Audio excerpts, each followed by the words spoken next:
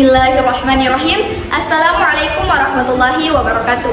Perkenalkan, kami dari kelompok 3, yaitu dari kelas 12 MAK 1, akan mempresentasikan hasil kerja atau hasil diskusi dari kelompok kami, yaitu mengenai mata pelajaran informatika, berpikir komputasional. Nah, perkenalkan, saya Olivia Sudirna Putri, bersama dengan rekan-rekan saya. Perkenalkan, saya Andi Siti Hadijah. Perkenalkan, nama saya Novita Syafitri. Perkenalkan, nama saya Imba'a. Perkenalkan, nama saya Dismariani Anadia. Perkenalkan, saya atas nama Vina Fitriani. Saya atas nama Rizka Molina.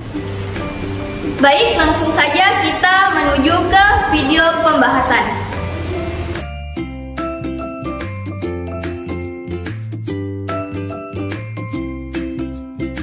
Bismillahirrahmanirrahim. Assalamualaikum warahmatullahi wabarakatuh. Perkenalkan, saya Andi Siti Hadijah. Di sini saya akan menjelaskan soal yang pertama, yakni mengenai memahami biner dan boolean. Jadi pada soal pertama ini mendeskripsikan bahwa kombinasi kartu A dan kartu B akan menghasilkan kartu C, di mana gambarnya seperti di samping, yakni kartu C akan menghasilkan 4 sel berwarna ungu. Kenapa demikian? Karena petunjuknya berbunyi sirkuit boolean adalah salah satu model komputasi matematika, di mana ekivalensi adalah salah satu operasi boolean. Jika sel yang berwarna putih bernilai 0 atau salah, dan sel yang berwarna ungu bernilai 1 atau benar. Jadi cara menghasilkannya ada pada gambar di samping, yakni ketika sel berwarna ungu bertemu dengan sel berwarna ungu, maka akan menghasilkan sel berwarna ungu juga yang bernilai 1. Sedangkan ketika sel berwarna putih bertemu dengan sel berwarna ungu, akan menghasilkan sel berwarna putih atau yang bernilai 0. Sedangkan ketika sel berwarna ungu bertemu dengan sel berwarna putih, maka akan menghasilkan sel berwarna putih yang bernilai 0. Sedangkan apabila sel berwarna putih bertemu dengan sel berwarna putih, akan menghasilkan sel berwarna ungu yang bernilai 1. Jadi langsung saja soal pertama, berapa banyak sel ungu dari kombinasi kartu D dan kartu E? Pada gambar di samping, yakni kartu D memiliki sel ungu berjumlah 5, kemudian kartu E memiliki pula sel berwarna ungu berjumlah 5. Jadi berapakah nantinya sel ungu pada kartu F? Jawabannya adalah menghasilkan 3 sel ungu yang berada seperti gambar di samping, yakni sel ungunya pada baris pertama berada di kotak kedua, sedangkan pada baris kedua berada di kotak ketiga, dan pada baris ketiga berada di kotak ketiga. Mengapa demikian? Karena sesuai pada petunjuk yang telah saya jelaskan tadi, pada sel ungu di baris pertama kotak kedua, karena bertemunya antara sel berwarna putih pada kartu D dan sel berwarna putih pada kartu E, maka menghasilkan sel berwarna putih, sel berwarna ungu. Sedangkan pada kartu F, yakni baris kedua kotak ketiga menghasilkan sel ungu, karena pada sel kartu D berwarna ungu kemudian digabungkan dengan kartu E yang bersel ungu, maka menghasilkan sel ungu pula. Kemudian pada kartu I menghasilkan sel ungu di baris ketiga kotak ketiga, karena kartu D adalah sel ungu dan digabungkan dengan kartu E yang bersel ungu, maka menghasilkan sel ungu. Jadi jawabannya adalah menghasilkan 3 sel ungu. Kemudian soal nomor 2, berapakah banyak sel ungu pada kombinasi kartu G dan kartu H? Jadi akan menghasilkan sel ungu berjumlah 6. Mengapa? Karena pada posisi sel ungu, jawaban di samping, yakni berada pada baris pertama di kotak 1, 2, 3. Kemudian pada baris kedua bersel putih semua, dan pada baris ketiga bersel ungu semua. Karena pada kartu G yakni bertemu dengan pada kotak pertama kartu G bertemu dengan kartu H yang sama-sama bersel ungu yang menghasilkan sel ungu. Kemudian kartu G bersel putih dan kartu H bersel putih, maka akan menghasilkan sel berwarna ungu. Dan kemudian kartu G bersel putih dan kartu H bersel putih, maka akan menghasilkan sel berwarna ungu. Kemudian pada baris ketiga kartu G sel berwarna putih bertemu dengan sel berwarna putih pada kartu H, maka akan menghasilkan sel berwarna ungu. Dan kotak kedua kartu G bersel putih dan kartu H bersel putih, maka akan menghasilkan sel ungu pula. Dan kartu G bersel ungu pada kotak ketiga dan kartu H bersel ungu pada kotak ketiga, maka akan menghasilkan sel berwarna ungu juga. Jadi jawabannya seperti di samping ini. Jadi pada kartu I ini menghasilkan 6 sel berwarna ungu. Bismillahirrahmanirrahim. Perkenalkan, nama saya Olivia Sudirna Putri. Di sini saya akan menjawab soal kedua, yaitu Bebras menemukan sebuah lorong yang terdiri dari sederet kotak, di mana setiap kotak berisi permen loli atau sikat gigi. Ia harus berjalan sepanjang lorong menuju ujung kanan dan tidak boleh mundur atau balik arah ke ujung kiri. Bebras dapat menggosok gigi kalau menemukan sikat gigi. Setelah makan 2 permen loli, ia harus menggosok gigi sebelum boleh makan lagi. Nah, pada setiap kotak, ia hanya dapat makan loli atau menggosok gigi atau hanya melangkah. Dia tidak boleh membawa loli ataupun sikat gigi ke langkah berikutnya. Adapun pertanyaannya yaitu, berapa sebanyak-banyaknya permen loli yang dapat dimakannya dan giginya tetap sehat? Ada 4 pilihan jawaban, yaitu A. 3, B. 5, C. 6, dan D. 7. Jadi, dari keempat pilihan jawaban tersebut, jawaban yang paling tepat adalah 6 permen loli yang dapat dimakan oleh Bebras dan giginya tetap sehat.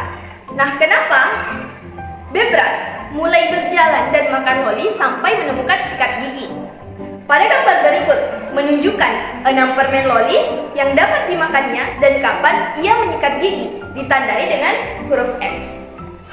Nah, pada gambar tersebut, Bebras mulai berjalan dan dia menemukan permen loli pada kotak pertama. Akhirnya, Bebras memakan permen loli yang pertama. Kemudian Bebras berjalan lagi dan menemukan sikat gigi. Bebras pun menyikat gigi. Kemudian Bebras berjalan lagi dan menemukan permen loli. Dan Bebras memakan permen loli yang kedua. Kemudian Bebras melangkah lagi dan memakan permen loli yang ketiga. Kemudian Bebras melangkah lagi dan menemukan sebuah sikat gigi dan Bebras menyikat gigi. Kemudian Bebras melangkah lagi, akan tetapi Bebras memilih untuk hanya berjalan pada kotak tersebut yang berisi sikat gigi. Kenapa? Karena bisa dilihat dari aturan permainan tadi bahwa pada setiap kotak, ia hanya dapat makan loli atau menggosok gigi atau hanya berjalan. Nah, di sini Bebras memilih untuk hanya berjalan karena pada kotak sebelumnya yang berisi sikat gigi, Bebras sudah menyikat gigi. Jadi, Bebras tidak perlu lagi menyikat gigi pada kotak selanjutnya. Kemudian, Bebras melangkah lagi dan menemukan permen loli dan Bebras memakan permen loli yang keempat.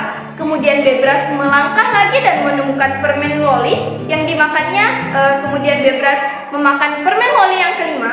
Kemudian Bebras melangkah lagi, akan tetapi dia memilih untuk hanya berjalan pada kotak yang berisi permen loli tersebut. Karena pada aturan permainan tadi mengatakan bahwa setelah makan 2 permen loli, ia harus menggosok gigi sebelum boleh makan lagi. Jadi, Bebras memilih untuk hanya berjalan karena pada kotak sebelumnya setelah dia menggosok gigi dia sudah makan 2 permen loli. Jadi Bebras memilih untuk hanya berjalan. Kemudian Bebras berjalan lagi dan menemukan sebuah sikat gigi dan Bebras pun menyikat gigi. Kemudian Bebras melangkah lagi dan menemukan permen woli. Kemudian Bebras memakan permen woli yang keenam.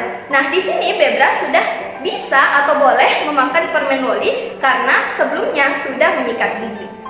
Nah, pada soal ini Bebras harus makan sebanyak mungkin permen woli, akan tetapi ada constraint. Apa sih itu constraint? Constraint merupakan sebuah aturan yang mengharuskan Anda untuk mengerjakan sesuatu atau menghalanginya. Misalnya, dalam suatu permainan, Anda harus menaati aturan permainan. Nah, setiap permainan ada aturannya masing-masing. Terkadang itu mudah, walaupun terkadang sulit. Dalam bidang informatika, constraint merupakan bagian terpenting dari persoalan, tetapi dapat membuat soal menjadi sulit untuk dipecahkan. Oleh karena itu, memahami aturan adalah hal penting dalam memecahkan sebuah persoalan. Perkenalkan, nama saya Novita Syafitri. Saya akan menjawab dan menjelaskan gambar di samping. Jadi, Bebras Joni memiliki 8 foto. Dia ingin memberikan kepada Bella sebuah foto. Joni bertanya ke Bella mengenai foto mana yang diinginkannya. Joni bertanya ke Bella, yaitu pertanyaan yang pertama, apakah kamu ingin foto dengan payung pantai? Bella menjawab iya. Pertanyaan yang kedua, apakah kamu ingin foto di mana aku bertopi? Bella menjawab tidak. Pertanyaan ketiga, apakah kamu ingin foto di mana kamu bisa melihat laut? Bella menjawab iya. Nah, foto yang manakah yang harus diberikan kepada Bella? Jadi di sini ada 8 foto yang harus Joni berikan kepada Bella. Foto yang harus diberikan kepada Bella adalah foto bagian H karena sesuai dari kriteria yang ditetapkan oleh Bella. Ia menginginkan foto dengan payung pantai dan Bella menginginkan foto dengan dia bisa melihat laut. Jadi foto bagian H lah yang sesuai dengan permintaan Bella ke Joni. Perkenalkan, nama saya Ima, berdiri di sini untuk menjelaskan sekaligus pertanyaan yang ada di samping. Jadi dilihat pada gambar di samping terdapat 3 robot. Yang pertama bernama Lea, yang kedua bernama Moe, dan yang ketiga bernama Bob. Dan pada gambar di samping juga terdapat 5 pernyataan yang mendeskripsikan ketiga robot tersebut. Dan pertanyaannya atau tantangannya yaitu pernyataan manakah yang benar sesuai dengan robot tersebut. Jadi untuk menjawab dari pertanyaan ini, mari kita analisis satu persatu dan menyesuaikannya dengan pernyataan-pernyataan tersebut. Pernyataan pertama mengatakan bahwa Bob dan Moe tersenyum. Dilihat pada gambar, memang Bob dan Moe sedang tersenyum. Jadi pernyataan pertama itu benar. Pernyataan kedua mengatakan Bob, Moe, dan Lea masing-masing mempunyai 2 kaki. Namun dilihat pada gambar, Lea tidak mempunyai 2 kaki. Pernyataan ketiga mengatakan Moe mempunyai kepala bulat dan Lea mempunyai 2 kaki. Ya, sekali lagi pada gambar di samping, Lea tidak mempunyai 2 kaki. Pernyataan keempat mengatakan masing-masing robot mempunyai 5 jari tangan. Namun kita lihat pada gambar Moe tidak mempunyai 5 jari tangan. Selanjutnya pernyataan kelima mengatakan Lea dan Bob salah satu dari mereka mengangkat tangan. Dilihat pada gambar bahwa memang Bob mengangkat tangan sedangkan Lea tidak mengangkat tangan. Jadi pernyataan kelima itu benar. Jadi dapat kita simpulkan bahwa pernyataan yang benar di antara gambar di sini adalah pernyataan pertama dan kelima.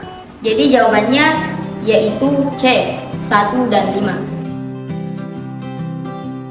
Baiklah, di sini saya akan menjelaskan soal kelima, yakni tentang mutasi alien. Sebuah alien mempunyai sebuah kepala dengan simbol H, sebuah badan dengan simbol B, 2 lengan dengan simbol A, dan 2 kaki dengan simbol L. Tubuh alien dapat ditransformasi dengan mengikuti perintah mutasi sebagai berikut. Sebuah bagian alien dapat ditransformasi lebih dari 1 kali.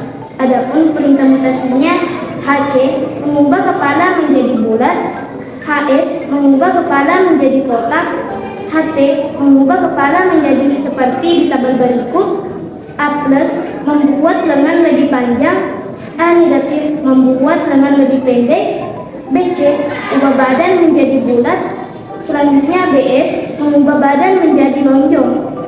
Dan BT mengubah badan menjadi seperti di tabel berikut. Dan L plus membuat kaki lebih panjang, L negatif membuat kaki lebih pendek. Kemudian adapun contoh transformasi untuk HS, yaitu mengubah kepala menjadi kotak. Kemudian BS mengubah badan menjadi lonjong. Kemudian A negatif membuat lengan lebih pendek. Kemudian L negatif membuat kaki lebih pendek. Jadi bentuk pertama tubuh alien yang telah diubah menjadi bentuk seperti ini. Adapun tantangannya, dengan mengikuti perintah mutasi secara berurutan berikut ini, bentuk tubuh alien apa yang akan terjadi? Di sini ada 4 gambar. Adapun perintah mutasinya yakni HT, ubah kepala menjadi seperti pada tabel berikut. L negatif membuat kaki lebih panjang. Nah, HT ubah kepala menjadi seperti pada tabel. Jika dilihat bentuk kepala pada gambar ketiga merupakan gambar yang tepat. Kemudian L plus membuat kaki lebih panjang. Sedangkan gambar A, B, dan D memiliki kaki yang panjang. Jadi kita harus garis bawahi bahwa sebuah bagian alien dapat ditransformasi lebih dari 1 kali. Selanjutnya A plus membuat lengan lebih panjang. Dan selanjutnya BT, ubah badan menjadi seperti pada tabel berikut. Selanjutnya HC, ubah kepala menjadi bulat. A negatif membuat lengan lebih pendek. Dan yang terakhir yakni BC, ubah badan menjadi bulat. Jadi setelah kita amati keempat gambar tersebut, yang lebih tepat adalah gambar D. Bismillahirrahmanirrahim. Saya atas nama Rizka Molina akan menjelaskan tentang masalah soal pada nomor 6, yaitu bermain lempar bantal. Bermain lempar bantal adalah salah satu permainan favorit anak berang-berang.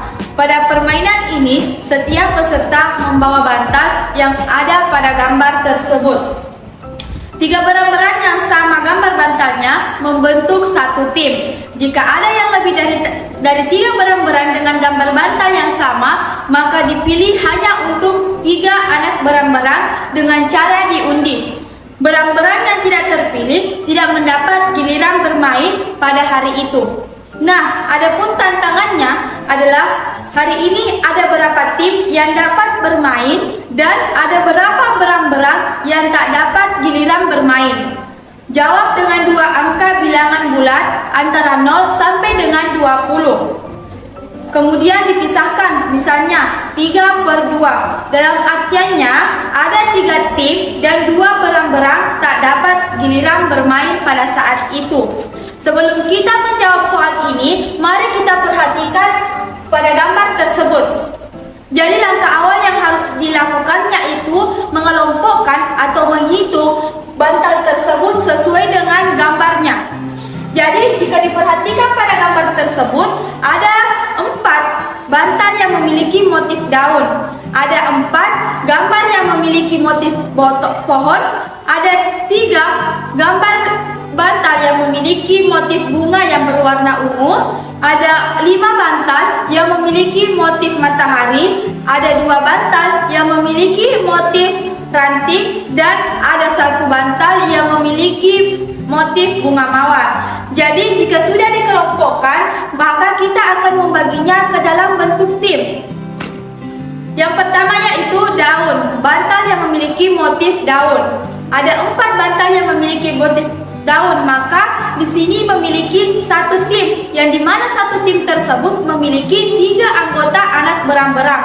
Jadi masih ada tersisa 1 anak berang-berang. Yang kedua yaitu pohon. Pohon ini juga memiliki 4 buah motif, dalam artian juga memiliki 1 tim dan masih ada tersisa 1 anak berang-berang. Yang ketiga yaitu bunga yang berwarna ungu. Nah, jumlahnya di sini memiliki 3, jadi sudah terbentuk atau pas terbentuk 1 tim. Yang selanjutnya yaitu yaitu matahari yang memiliki 5 buah bantal yang memiliki motif matahari. Jadi terbentuk satu tim dan ada 2 anak yang tersisa. Selanjutnya yaitu ranting, memiliki 2 buah bantal yang memiliki motif ranting. Jadi di dalam motif ranting ini tidak ada anak berang-berang atau tidak ada tim yang terbentuk. Dan yang terakhir yaitu bunga mawar, memiliki 1 bantal yang bermotif bunga mawar. Jadi tidak ada juga tim yang terbentuk. Jadi sebagai kesimpulan ada 4 tim yang bermain dan ada 7 berang-berang yang tidak main.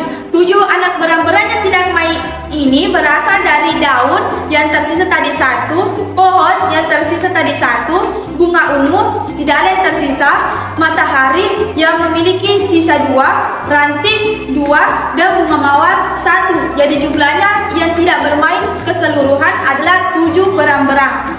Jadi dapat disimpulkan yaitu ada 4 tim yang bermain dan ada 7 anak berang-berang yang tidak bermain. 4/7. 4 timnya main per 7 anak berang-berang yang tidak main. Bismillahirrahmanirrahim. Perkenalkan, saya atas nama Vina Febriani. Baiklah, di sini saya akan menjawab salah satu dari soal yaitu mengenai ular samba. Dengan memperhatikan pola gerakan si Santi, gambar yang cocok untuk gerakan kelima jawabannya adalah C, karena A, B, dan D tidak mungkin benar karena tidak mengikuti pola. Dalam gambar, ekor ular berubah posisi di setiap langkah tarian. Dia akan lurus atau bengkok setelah yang lain. Kemudian garis hitam kecil berputar di atas atau di bawah garis hitam yang lebar. Kemudian selanjutnya, pada setiap langkah berikutnya, ular berputar 90 derajat searah jarum jam. Di langkah tarian berikutnya, kepala ular melihat ke arah baru atau ke bawah. Tapi ekornya tetap tidak bergerak lurus dan garis kecil bergerak di atas garis hitam lebar. Jadi satu-satunya jawaban yang benar adalah C, karena mengikuti aturan yang sama. Itulah tadi presentase dari kelompok kami. Mohon maaf apabila ada kekurangan, salah kata dan salah ucap. Semoga bisa dipahami dengan baik dan semoga bermanfaat untuk teman-teman sekalian. Wabillahi taufiq wa sa'adah. Wassalamualaikum warahmatullahi wabarakatuh.